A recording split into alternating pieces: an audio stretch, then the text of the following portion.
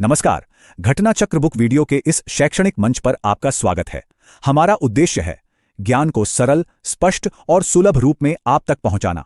आइए आरंभ करते हैं अध्ययन और सफलता की इस यात्रा को। कभी सोचा है कि हम जो भाषा बोलते हैं वो असल में हमारे रिश्तों को देखने का नजरिया कैसे तय करती है? आज हम हिंदी के इसी दिलचस्प दुनिया में उतरने वाले हैं। हम देखेंगे कि कैसे ये भाषा सिर्फ शब्दों के जरिए इंसानी रिश्तों के इस उलझे हुए ताने बाने को सुलझाती है। ये सिर्फ वोकैबुलरी की बात नहीं है, ये इस बात को समझने की कोशिश है कि हम एक दूसरे से जुड़ते कैसे हैं। तो चलिए इस खोज पर साथ चलते हैं। तो यहीं से शुरू होता है हमारा सबसे बड़ा सवाल। क्या कभी इस बात पर गौर किया है कि जो शब्द हम इस्तेमाल करते हैं वो सिर्फ हालात बताते नहीं हैं, बल्कि वो हमारी असलियत, हमारी दुनिया को देखने का तरीका, सब कुछ गढ़ते हैं। भाषा सिर्फ बातचीत का एक जरिया नहीं है, ये तो वो नक्शा है जिसके सहारे हम अपने रिश्तों की दुनिया में रास्ता बनाते हैं। अब इस पूरी कहानी के दिल में है कुछ खास तरह के शब्द। हिंदी में इन्हें संबंधवाची शब्द कहते हैं। ये वो मजबूत ईंटें हैं जो खास तौर पे रिश्तों को सिर्फ नाम देने के लिए नहीं, बल्कि उन्हें एक साफ परिभाषा और हमारे समाज में एक खास जगह देने के लिए बनी है। तो इसकी परिभाषा देखिए बिल्कुल सीधी है। ये वो शब्द हैं जो बताते हैं कि एक इंसान का दूसरे से क्या नाता है, और यही शब्द हमारे सामाजिक जीवन की बुनियाद हैं जो हर रिश्ते को एक पहचान और एक मकाम देते हैं। जैसे कुछ बहुत ही आम से उदाहरण देखते हैं। माता, पिता, गुरु, शिष्य, मित्र। ये कुछ सबसे बुनियादी रिश्ते हैं जिन्हें हम जानते हैं।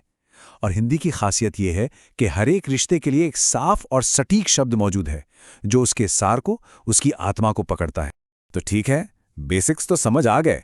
अब थोड़ा और गहराई में उतरते हैं और रिश्तों के पहले बड़े ग्रुप को देखते हैं।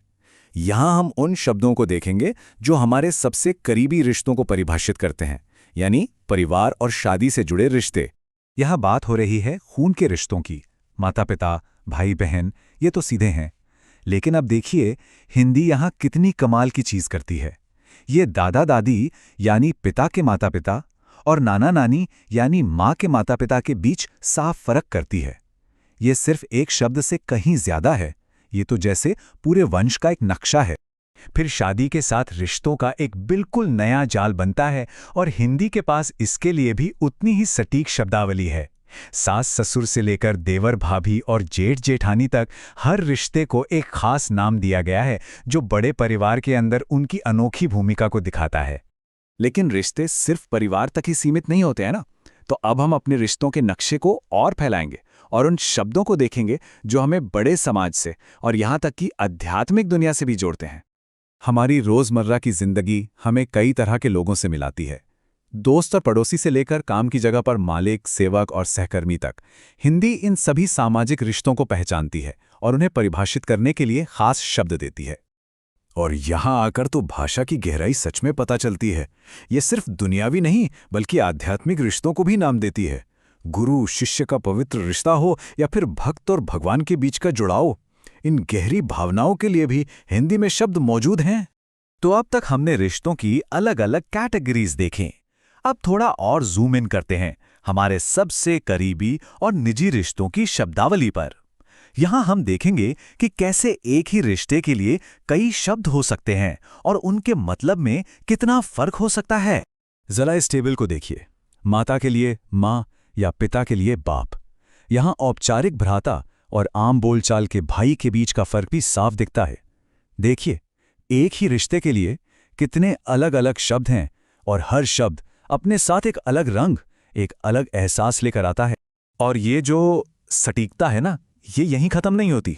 पति पत्नी के लिए भी अलग अलग शब्द हैं, लेकिन जो बात सच में हैरान करती है वो है पितामह यानी पिता के पिता, और मातामह यानी माता के पिता के बीच का फर्क।